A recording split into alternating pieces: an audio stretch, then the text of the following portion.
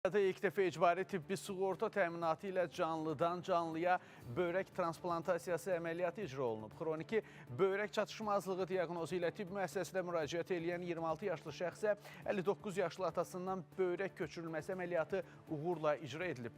Laparoskopik üsulla baş tutan donorun əməliyyatı və böyrək transplantasiyasından sonra hər iki şəxsin vəziyyəti qənaətbəxş qiymətləndirilib.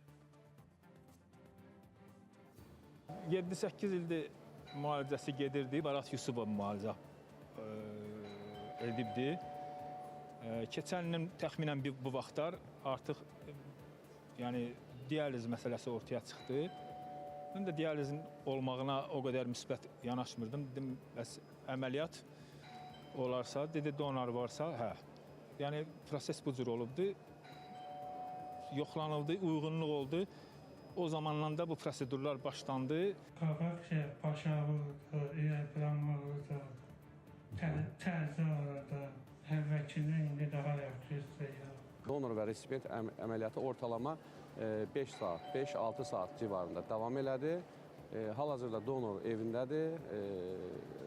Resipiyentin, yəni alıcının müalicəsi davam etdirilməkdədir.